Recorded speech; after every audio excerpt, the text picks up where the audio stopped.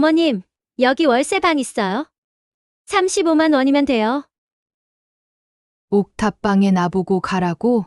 어머님 혼자 계시는데 이 큰 집이 무슨 소용이에요? 40년을 일했는데 끝이 이거구나. 어머님, 빨리 결정하세요. 그 전에 은행 좀 다녀올게. 고객님, 남편분께서 30년간 모으신 겁니다. 이게 95억? 여보, 정자야, 당신이 노년에 자식들 눈치 보지 않고 살 수 있게. 이제 알겠어요. 엄마, 은행 갔다 왔다며? 무슨 일이야? 내 아버지가 남긴 게 있더구나. 아버지가요? 그게 뭔데요? 얼마나 되는데요? 너랑은 상관없는 일이야. 엄마, 그래도 전 아버지 아들이에요. 그래, 아들 맞아. 그런데 그런데요. 품격을 잃은 자에게는 한 푼도 안 줘. 나가줘. 다신 내 앞에 나타나지 마.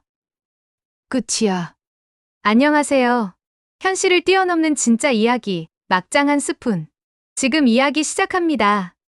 은퇴식 날 아침, 박정자는 평소보다 1시간 일찍 잠에서 깼다. 40년간 한 번도 거르지 않았던 출근길. 오늘이 마지막이라는 생각에 가슴 한편이 먹먹했다.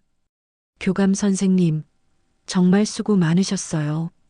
교무실은 꽃다발과 축하 현수막으로 가득했다. 젊은 교사들이 눈시울을 붉히며 다가왔고 20년 전 제자였던 학부모가 떨리는 손으로 감사 편지를 건넸다. 정자는 그 순간 자신의 인생이 헛되지 않았다고 느꼈다. 선생님 덕분에 제가 교사가 됐어요. 선생님 안 계시면 학교가 어떻게 돌아가요?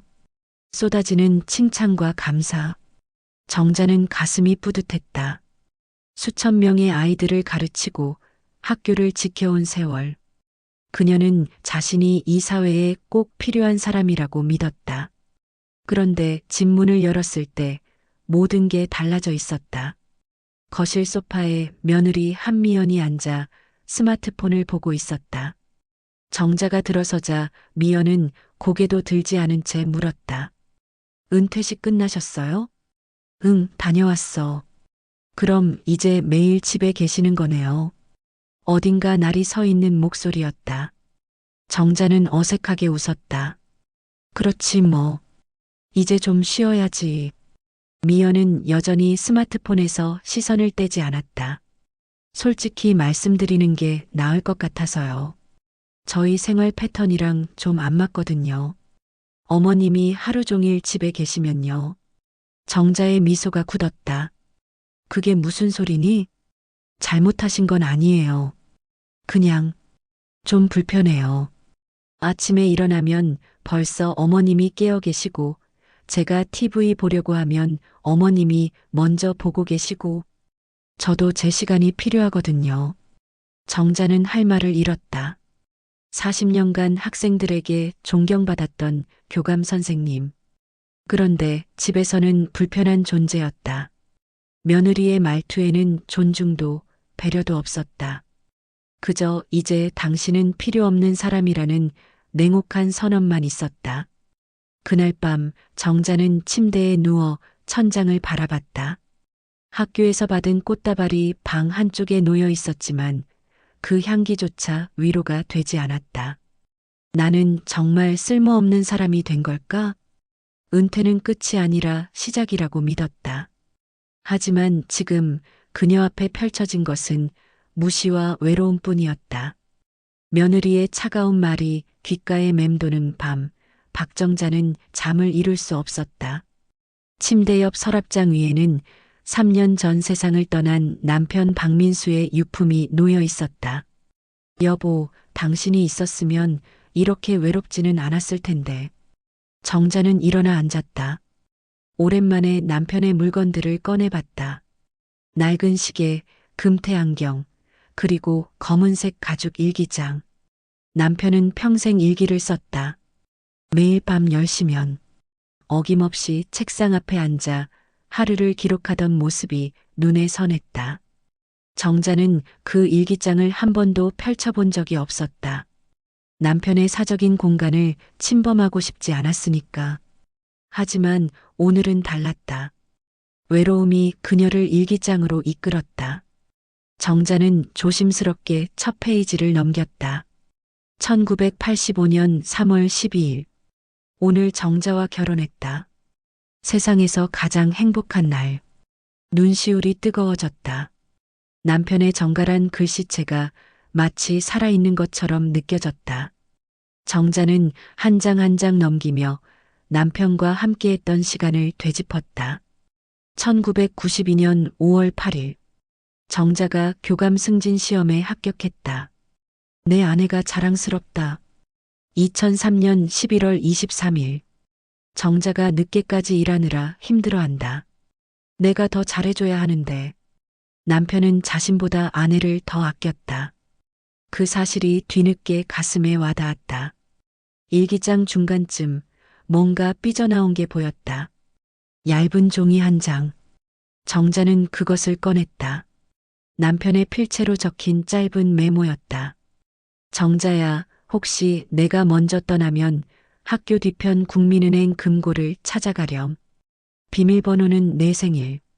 1957년 4월 15일. 이건 우리 가족을 지킬 마지막 선물이다. 정자는 쪽지를 다시 읽었다. 한 번, 두 번, 세 번. 금고, 마지막 선물. 남편은 생전에 이런 이야기를 한 적이 없었다. 은행 금고가 있다는 것도 처음 듣는 얘기였다. 정자는 쪽지를 들고 한참을 생각에 잠겼다. 학교 뒤편 국민은행이라면 그녀가 40년간 근무했던 학교 바로 뒤쪽이었다. 매일 지나다녔던 곳. 왜 살아계실 때 말씀하지 않으셨을까? 금고 안에 뭐가 들어있는 걸까? 의문이 꼬리에 꼬리를 물었다. 하지만 정자는 그 쪽지를 다시 일기장 속에 넣어버렸다. 3년 전 남편이 세상을 떠났을 때도 마찬가지였다. 쪽지를 발견했지만 중요하게 여기지 않았다. 나중에 확인하면 되겠지. 그때는 학교 일이 바빴다. 교감으로서 책임져야 할 일들이 산더미였고 남편의 죽음을 슬퍼할 시간조차 부족했다. 정자는 쪽지의 의미를 깊이 생각하지 않았다. 그리고 시간이 흘렀다. 정자는 다시 침대에 누웠다. 천장을 바라보며 남편의 마지막 메시지를 떠올렸다. 마지막 선물이라니. 그게 뭘까? 하지만 피곤함이 밀려왔다. 정자는 눈을 감았다. 그녀는 아직 몰랐다. 그 작은 쪽지 한 장이 앞으로 자신의 인생을 완전히 바꿔놓을 단서가 될 거라는 것을. 그리고 그 금고 안에 상상도 못할 비밀이 숨겨져 있다는 것을. 은퇴 3주째 되는 날, 아들 박준혁이 아내와 함께 집을 찾아왔다. 정자는 반가운 마음에 저녁상을 차렸다. 아들이 좋아하는 갈비찜과 된장찌개, 김치전까지. 엄마, 오늘 할 얘기가 있어서요. 준혁의 표정이 평소와 달리 굳어 있었다. 옆에 앉은 며느리 미연도 무언가 단단히 마음먹은 듯 보였다. 무슨 일인데? 정자는 수저를 내려놓았다. 불길한 예감이 스쳤다. 준혁은 한참을 망설이다 입을 열었다. 엄마, 솔직히 말씀드릴게요. 이 큰 집, 이제 정리하시는 게 어떨까요? 뭐라고? 아버지도 안 계시고 엄마 혼자 이렇게 넓은 집에서 뭐 하시게요? 관리도 힘드시잖아요. 정자는 귀를 의심했다. 이 집은 남편과 함께 30년을 산 보금자리였다. 아이들이 뛰어놀던 거실, 남편과 아침을 먹던 식탁, 손주들이 와서 자고 가던 방. 준혁아, 이게 무슨 소리니? 며느리 미연이 끼어들었다. 어머님, 솔직히 이 집 유지비만 해도 만만치 않잖아요. 관리비, 재산세, 수리비까지. 어머님 연금으로 감당하시기 힘드실 거예요. 난 괜찮아. 지금까지 잘 살아왔어. 그게 아니라. 준혁이 한숨을 쉬었다. 엄마, 저희도 애들 키우느라 힘들어요. 학원비만 해도 한 달에 100만 원 넘게 나가고 이 집 정리하시면 저희한테도 도움이 되잖아요. 정자는 숨이 막혔다. 아, 그래서구나. 이 집이 탐나는구나. 미연이 스마트폰을 꺼내 보여줬다. 저희가 알아봤는데요. 여기 월세방 하나 있어요. 35만 원이에요. 화면에는 낡은 건물 옥탑방 사진이 떴다. 비좁은 공간, 경사진 천장, 작은 창문 하나.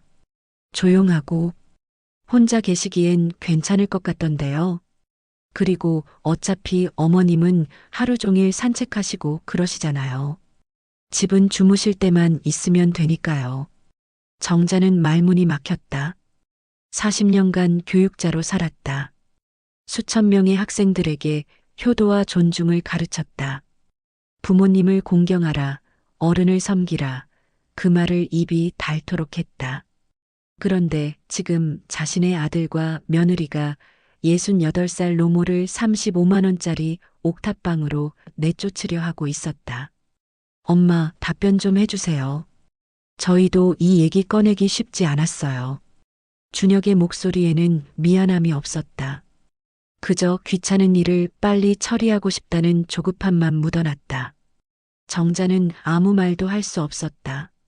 목이 메었다. 평생 학생들에게 효를 가르쳤는데 정작 내 자식에게는 이런 대접을 받는구나. 그날 밤 아들 내외가 돌아간 후 정자는 홀로 거실에 앉아 있었다. 문득 교단에서의 마지막 수업이 떠올랐다. 은퇴식 전날 3학년 학생들 앞에서 했던 고별 강연. 여러분, 인간은 끝까지 품격을 잃지 말아야 합니다. 어떤 상황에서도 타인을 존중하고 특히 나이 든 어른을 함부로 대해서는 안 됩니다. 그것이 우리가 짐승과 다른 이유입니다. 학생들이 박수를 쳤다. 감동했다고, 꼭 기억하겠다고 말했다. 하지만 정자 자신은 어떤가? 평생 타인에게 품격을 가르쳤지만 정작 자신은 품격 없는 대접을 받고 있었다. 자식에게조차. 정자는 눈물을 닦았다. 아니야. 무너지면 안 돼. 나는 박정자야. 40년간 교감으로 살았던 사람이야. 하지만 가슴속 깊은 곳에서 작은 목소리가 속삭였다. 그래서 뭐가 달라졌어? 결국 넌 아무것도 아니잖아. 그 목소리가 정자를 잠식했다. 이사 트럭이 떠나간 후 박정자는 좁은 옥탑방 한가운데 서 있었다. 6평 남짓한 공간, 경사진 천장, 습기로 얼룩진 벽지, 깜빡거리는 낡은 형광등. 제대로 된 창문 하나 없는 이곳이 이제 그녀의 집이었다. 정자는 짐을 풀 힘도 없었다. 그저 바닥에 주저앉아 멍하니 벽을 바라봤다. 40년을 일했는데 끝은 이거구나. 눈물이 흘렀다. 그때 복도에서 발소리가 들렸다. 누군가 옥탑방 계단을 올라오고 있었다. 톡톡. 문을 두드리는 소리. 누구세요? 정자는 황급히 눈물을 닦고 일어섰다. 문을 열자 허리가 굽은 할머니 한 분이 서 있었다. 손에는 김이 모락모락 나는 국그릇을 들고 있었다. 새로 이사 오셨다고 해서 국 한 그릇 끓여왔어요. 아, 감사합니다. 정자는 얼떨결에 그릇을 받았다. 할머니가 정자의 얼굴을 유심히 바라봤다. 그러더니 눈이 휘둥그레졌다. 어머, 혹시 박정자 선생님 아니세요? 정자는 깜짝 놀랐다. 네, 저를 아세요? 선생님, 저예요, 이화란. 기억 안 나세요? 1975년 선생님 첫 담임반이었어요. 화란이? 정자는 할머니의 얼굴을 다시 들여다봤다. 50년 전 수줍음 많던 여학생의 모습이 어렴풋이 떠올랐다. 맞아. 화란이구나. 세상에. 두 사람은 그 자리에서 서로를 껴안았다. 선생님, 어쩌다가 여기에? 화란의 물음에 정자는 대답할 수 없었다. 자식에게 쫓겨나 옥탑방에 온 노인이라는 사실이 너무 부끄러웠다. 하지만 화란은 눈치챘다. 들어오세요, 선생님. 제 방으로 가요. 화란의 방도 옥탑방이었다. 정자의 방보다 조금 더 좁았지만 그래도 정갈하게 정리되어 있었다. 두 사람은 마주 앉아 차를 마셨다. 화란아, 넌 어떻게 여기서? 화란이 쓸쓸히 웃었다. 선생님이랑 비슷해요. 아들한테 쫓겨났어요. 뭐? 아들이 결혼하면서 저보고 나가래요. 며느리가 시어머니랑 못 산대요. 그래서 여기서 간병인 일하면서 살아요. 정자는 할 말을 잃었다. 자신만 이런 줄 알았는데 화란도 똑같은 처지였다. 선생님, 솔직히 처음엔 죽고 싶었어요. 화란의 목소리가 떨렸다. 평생 아들 키우느라 고생했는데 결국 버림받았잖아요. 왜 이렇게 살아야 하나 싶었어요. 정자는 고개를 끄덕였다. 자신의 마음과 똑같았다. 그런데요, 선생님. 화란이 정자의 손을 잡았다. 혼자 사는 것도 익숙해지더라고요. 아무 눈치도 안 보고 내가 하고 싶은 대로 살 수 있어요. 아들 눈치, 며느리 눈치 안 봐도 되고요. 그래도 외롭지 않니? 외롭죠. 그래도 살아야죠. 화란이 밝게 웃었다. 선생님 기억나세요? 고등학교 때 제가 집안 사정이 어려워서 자퇴하려 했잖아요. 그때 선생님이 그러셨어요. 화란아, 포기하지 마. 내가 살아있는 한 기회는 온다. 그 말 덕분에 저 졸업했어요. 정자는 기억났다. 가난한 집안의 딸이었던 화란. 그 아이를 붙잡고 장학금을 알아봐줬던 일. 선생님이 저한테 해주신 그 말. 이제 제가 선생님께 돌려드릴게요. 화란이 정자의 눈을 똑바로 바라봤다. 선생님, 포기하지 마세요. 우리가 살아있는 한 기회는 와요. 정자의 눈에서 눈물이 흘렀다. 그날 이후 두 사람은 함께 밥을 먹고 이야기를 나눴다. 정자는 화란에게 옛날 이야기를 들려줬고 화란은 정자에게 혼자 사는 법을 알려줬다. 가르침은 끝났다. 하지만 배움은 다시 시작됐다. 그리고 정자는 깨달았다. 인생은 끝나지 않았다는 것을, 아직 쓸 이야기가 남아있다는 것을. 옥탑방에서 한 달이 흘렀다. 정자는 화란과 함께 소박하게 살아가고 있었다. 어느 날 저녁 정자는 남편의 유품 상자를 정리하다 그 쪽지를 다시 발견했다. 학교 뒤편 국민은행 금고를 찾아가렴. 3년 전 남편이 세상을 떠났을 때 처음 봤던 메모. 그때는 중요하게 여기지 않았다. 은퇴 후에도 그냥 덮어뒀다. 하지만 지금은 달랐다. 금고 안에 뭐가 있을까? 혹시 비톡 촉장? 아니면 보험 서류? 정자는 두려웠다. 하지만 동시에 궁금했다. 여보, 당신이 남긴 게 뭐든 이제 확인해 봐야겠어. 다음 날 아침 정자는 학교 뒤편 국민은행으로 향했다. 40년간 출근길에 지나쳤던 은행. 하지만 금고를 이용한 적은 한 번도 없었다. 어서 오세요. 무엇을 도와드릴까요? 저 금고를 찾아왔는데요. 직원이 신분증을 확인했다. 박정자 고객님 맞으시죠? 잠시만 기다려주세요. 몇 분 후 직원이 서류 봉투를 들고 나왔다. 고 박민수님 명의의 금고가 맞습니다. 수령이는 배우자분으로 되어 있으시네요. 정자의 손이 떨렸다. 비밀번호 입력해 주세요. 정자는 남편이 쪽지에 적어둔 대로 입력했다. 1957년 4월 15일. 자신의 생일. 딸깍. 금고가 열렸다. 안에는 두꺼운 봉투 하나가 들어 있었다. 정자는 떨리는 손으로 봉투를 꺼냈다. 상담실로 안내받아 조심스럽게 봉투를 뜯었다. 첫 번째로 나온 건 편지였다. 남편의 필체. 사랑하는 정자에게. 정자는 숨을 멈추고 편지를 읽기 시작했다. 정자야, 이 편지를 읽고 있다면 나는 이미 당신 곁에 없겠지. 미안해. 당신은 평생 가족을 위해 희생했어. 교사로 일하면서도 집안일 다 하고 아이들 뒷바라지하고 나까지 챙겼지. 나는 당신만큼 잘해주지 못했어. 그게 늘 미안했어. 그래서 나라도 당신을 위해 무언가 남기고 싶었어. 당신이 노년에 자식들 눈치 보지 않고 하고 싶은 대로 살 수 있게. 봉투 안에 주식 명의 변경 서류와 예금 통장이 있어. 내가 30년간 조금씩 모은 거야. 당신 몰래 투자했던 거. 이제 모두 당신 거야. 마음껏 쓰렴. 당신이 받을 자격이 있는 돈이야. 사랑해, 정자야. 끝까지.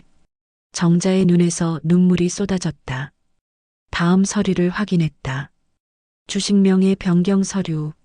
삼성전자, SK하이닉스, 네이버. 남편이 생전에 조금씩 사모았던 주식들. 그리고 예금 통장. 정자는 잔액을 확인하는 순간 숨이 멎었다. 95억 4,200만 원. 아, 신음이 새어나왔다. 정자는 통장을 떨어뜨릴 뻔했다. 직원이 놀라 다가왔다. 고객님, 괜찮으세요? 이게 진짜예요? 네, 고객님. 박민수님께서 30년간 적립하신 금액입니다. 주식 배당과 예금, 이자가 복리로 불어난 거죠. 정자는 믿을 수 없었다. 95억. 평생 월급쟁이로 살았다. 아껴 쓰고 절약하고 자식 교육비 대느라 허리띠 졸라맸다.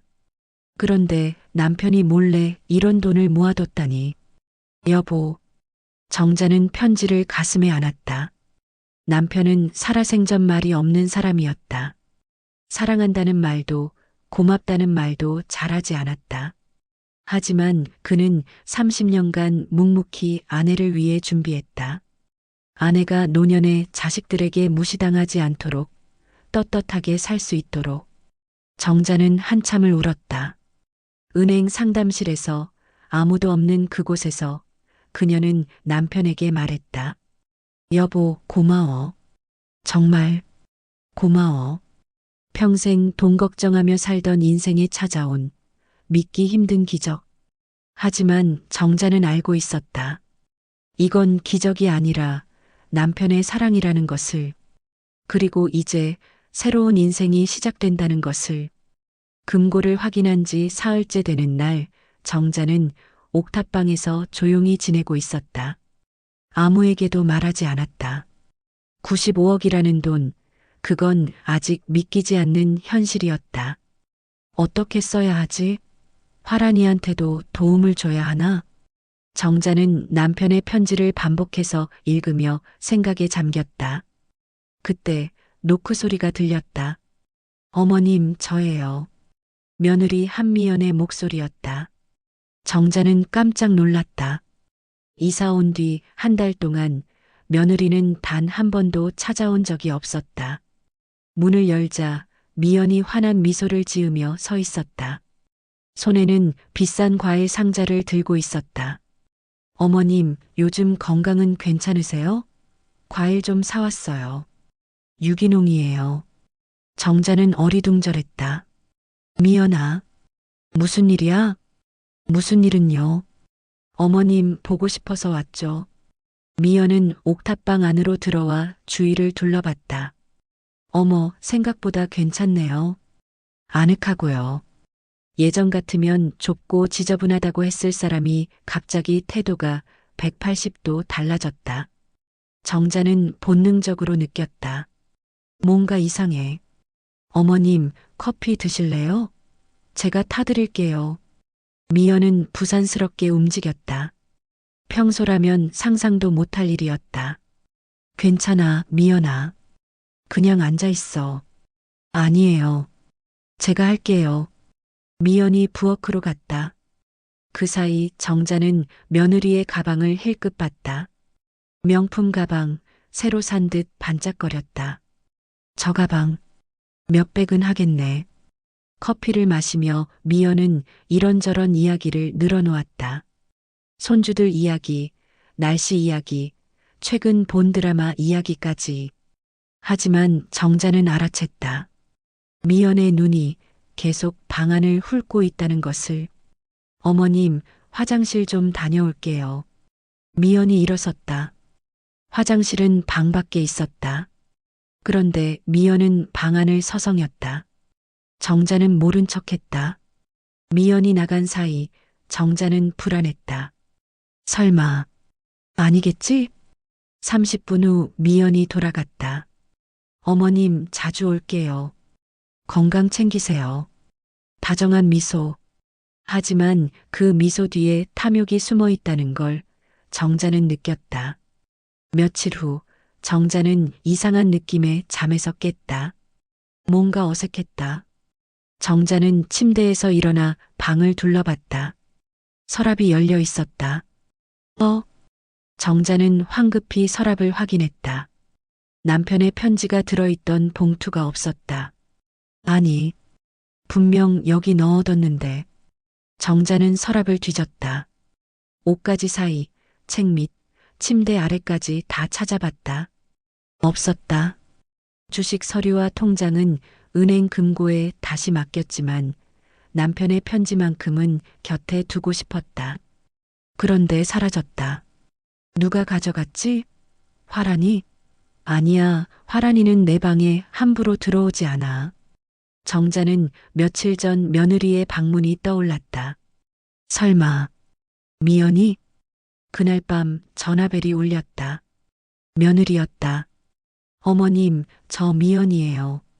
목소리가 달랐다. 차갑고 날카로웠다. 응, 미연아. 어머님, 솔직히 말씀드릴게요. 미연의 말투가 돌변했다. 그 돈, 혼자 다 가지시려는 건 아니시죠? 정자는 숨이 멎었다. 뭐라고? 95억이요. 아버님이 남기신 돈. 저도 알아요.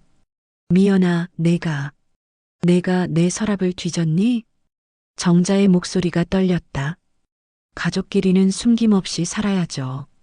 미연의 대답은 냉정했다. 어머님, 그 돈은 가족 재산이에요. 준혁이 아버지 돈이잖아요. 당연히 저희한테도 권리가 있죠. 미연아, 그건 아버님이 나한테 남긴 거야. 법적으로 따지면 상속 재산이에요. 어머님이 돌아가시면 어차피 준혁이가 받을 돈 아니에요? 정자는 할 말을 잃었다. 그러니까 미리 나눠주세요. 저희도 애들 교육비에 집 대출에 힘들어요. 어머님은 혼자시니까 많이 필요 없으시잖아요. 미연아, 넌 지금 무슨 말을 하는 거니? 현실적인 이야기요. 며느리의 목소리엔 더 이상 인간미가 없었다. 그저 차가운 계산만 있었다. 일주일 드릴게요. 생각해 보시고 연락 주세요. 안 그러면 준혁이가 직접 찾아갈 거예요. 전화가 끊어졌다. 정자는 멍하니 핸드폰을 내려다봤다. 손이 떨렸다. 이게 가족이라는 건가? 평생 가족을 위해 희생했다. 하지만 돌아온 건 배신과 탐욕이었다. 정자는 창밖을 바라봤다. 어둠 속에서 그녀의 눈에서 눈물이 흘러내렸다. 며느리의 전화를 끊은 후 정자는 며칠간 잠을 이루지 못했다. 이대로 당할 순 없어. 남편이 나를 위해 평생 모은 돈인데. 정자는 남편의 유품 중 낡은 수첩을 꺼냈다. 남편의 인맥이 적혀 있었다. 그중 한 이름이 눈에 들어왔다. 김상필 변호사. 남편이 과거 가르쳤던 제자였다. 지금은 서울에서 유명한 변호사로 활동 중이라고 들었다. 정자는 떨리는 손으로 전화를 걸었다. 여보세요? 김상필 변호사님이신가요? 네, 말씀하세요. 저 박민수 선생님 부인 박정자입니다. 전화 너머로 잠시 침묵이 흘렀다. 선생님 부인이시라고요? 어머, 사모님, 오랜만입니다. 김상필의 목소리가 밝아졌다. 선생님께서 돌아가셨다는 소식 들었습니다. 정말 안타깝습니다. 무슨 일이시죠? 정자는 상황을 설명했다. 95억의 유산, 며느리의 협박, 옥탑방으로 쫓겨난 일까지. 김상필은 분노했다. 사모님, 제가 즉시 가겠습니다. 그런 일을 당하시면 안 되죠. 이틀 후 김상필이 옥탑방으로 찾아왔다. 50대 중반의 단정한 남자. 그의 눈빛엔 결연함이 담겨 있었다. 사모님, 이런 곳에 계시다니. 김상필은 좁은 옥탑방을 둘러보며 고개를 저었다. 선생님께서 아시면 얼마나 가슴 아파하실까요? 정자는 눈물을 닦았다. 상필아, 나 좀 도와줘. 남편이 남긴 거라도 지키고 싶어. 당연하죠. 제가 모든 걸 법적으로 보호해드리겠습니다. 며칠 후 한 장의 법적 위임장이 완성되었다. 자녀 또는 가족의 강압, 협박, 사기로 인한 재산 침해 시 즉시 형사고발 조치, 모든 재산은 박정자 본인의 단독 결정에 따름. 김상필이 말했다. 사모님, 이제 아무도 함부로 못합니다. 법이 사모님을 지킬 겁니다. 그날 밤 예상대로 며느리 한미연이 찾아왔다. 이번엔 남편 준혁도 함께였다. 어머니, 우리 얘기 좀 해요. 준혁의 목소리는 강압적이었다. 그 돈, 아버지 돈 맞잖아요. 그럼 당연히 저한테도 상속권이 있어요. 미연이 거들었다. 어머님, 그 돈은 결국 가족 재산이에요. 우리 권리예요. 혼자 다 가지시겠다는 게 말이 돼요? 정자는 아무 말도 하지 않았다. 그저 조용히 차를 끓이고 있었다. 어머니, 듣고 계세요? 우리가 변호사 선임할 수도 있어요. 법적으로 싸울 거면 싸우자고요. 준혁이 목소리를 높였다. 바로 그때 똑똑 문이 열렸다. 김상필 변호사가 들어섰다. 양복을 말끔히 차려입은 그의 등장에 준혁과 미연의 얼굴이 굳었다. 누구세요? 김상필 변호사입니다. 박정자 어르신의 법률 대리인이죠. 김상필은 서류 가방을 열어 위임장을 꺼냈다. 그 가족이란 말 참 편리하게 쓰시네요. 그의 목소리는 차가웠다. 어르신을 35만 원짜리 옥탑방으로 내쫓으신 분들이 하실 말씀은 아닌 것 같은데요. 순간 방 안의 공기가 얼어붙었다. 미연이 당황하며 말했다. 그게 아니라 어머님이 편하시라고. 편하시라고요? 김상필이 비웃었다.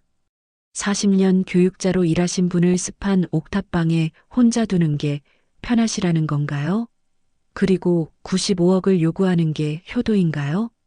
준혁이 목소리를 높였다. 아니, 그건 제 아버지 유산이잖아요. 유산 맞습니다. 하지만 수령이는 박정자 어르신입니다. 김상필이 서류를 내밀었다. 이미 모든 재산은 법적으로 보호되어 있습니다. 어르신께 강압이나 협박을 행사할 경우 즉시 형사고발 조치됩니다. 미연의 얼굴이 새하얗게 질렸다. 형사고발이요? 네. 노인학대죄, 공갈죄, 사기죄로 고발 가능합니다. 김상필은 단호했다. 정자가 조용히 입을 열었다. 준혁아, 미연아.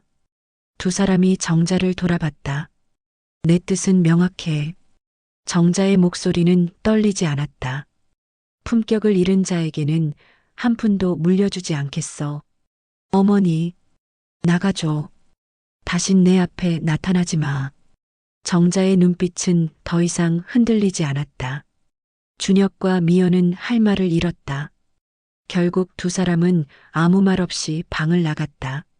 문이 닫히자 정자는 긴 한숨을 내쉬었다. 김상필이 정자의 어깨를 가볍게 두드렸다. 잘하셨습니다, 사모님. 선생님도 자랑스러워 하실 겁니다. 정자는 고개를 끄덕였다. 평생 참고 양보하고 희생했다. 하지만 이제는 달랐다. 품격은 지켜야 할 것이지 빼앗겨야 할 것이 아니었다. 1년이 흘렀다. 박정자는 이제 옥탑방에 살지 않았다. 화랑과 함께 조용한 주택가에 작은 공동주택을 마련했다. 햇살이 잘 드는 2층 집. 작지만 따뜻한 보금자리였다. 아침마다 두 사람은 함께 산책을 했다. 공원을 걸으며 커피를 마시고 꽃을 보며 이야기를 나눴다. 정자는 더 이상 쫓겨난 노인이 아니었다. 그녀는 당당했다. 어느 날 정자는 김상필 변호사를 다시 불렀다. 상필아, 재단 하나 만들고 싶어? 재단이요? 응. 은퇴한 여성 교사들을 위한 거야. 나처럼 평생 교육 현장에서 일하다 은퇴한 선생님들이 노년에 존중받으며 살 수 있도록 돕고 싶어. 김상필은 감동했다. 훌륭한 뜻이십니다. 얼마를 출연하실 생각이세요? 절반. 47억. 김상필은 놀랐다. 사모님, 그럼 남은 돈으로 생활하시기 힘드실 텐데요. 정자는 미소 지었다. 괜찮아. 나 혼자 쓰기엔 너무 많아. 차라리 필요한 사람들에게 나눠주는 게 남편도 원했던 일일 거야.